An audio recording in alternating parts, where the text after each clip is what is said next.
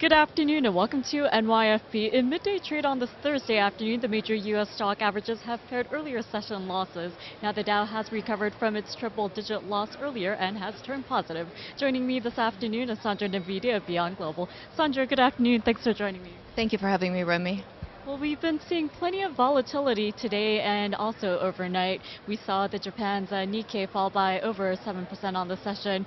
But U.S. stocks have recovered from earlier losses, and it's all down to the reaction to the Fed minutes as well as Bernanke's testimony.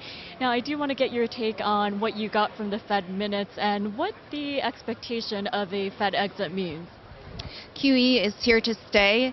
Tapering off does not mean tightening. The Fed is divided, but the Bernanke camp has the majority. So depending on the economic environment, we expect potential first signs of weaning off the markets in the fall. And we also got some interesting comments from Fed Chairman Bernanke. We saw interesting reaction in the equity markets as well, but some of the comments yesterday included that he will continue to monitor what happens in the employment market here in the U.S. as well as inflation. But one interesting comment was that he doesn't see the Fed's stimulus program creating a financial bubble. So what do you make of all of his comments?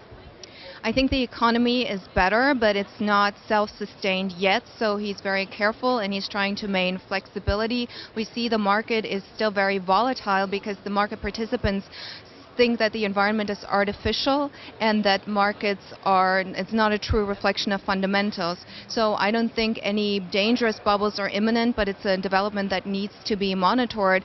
And then on the other hand, of course, we need to watch deflation. And that's really important to consider given the recent run-up in equity prices. But one other part of the market that I do want to ask you about is commodity prices. So far this year we've been seeing gold prices fall exponentially, and we've also seen oil prices decline as well, and that's been reflected in some of the U.S. inflation figures. But what do you make of what we've been seeing in the commodity sector?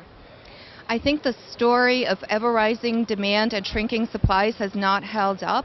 Demand has been flat while supplies have been rising. So prices have fallen, which is very good news for the middle class and good news for the economy. At the same time, it's a reflection of slower growth globally. Gold really does not have any fundamentals. It lives on sentiment, and right now sentiment has turned against it. And I think the risks with natural resources are primarily geopolitical and, of course, those of manipulations, as we have seen recently in the news regarding several different asset classes within that sector. And Sandra, last but not least, before we wrap it up, as the week is winding down, we head into a holiday weekend here in the U.S., and the Memorial Day usually marks the official beginning to summer. So what trends do you expect to see in the markets heading into the summer months? What we will be watching is continued QE of not just the Fed, but the ECB and the other most important central banks like the Bank of Japan and Bank of England. In the U.S., we will be monitoring unemployment and housing and bubbles, of course. In Europe, the focus will be on controlling risks. And so it's basically about an assessment of risks overall.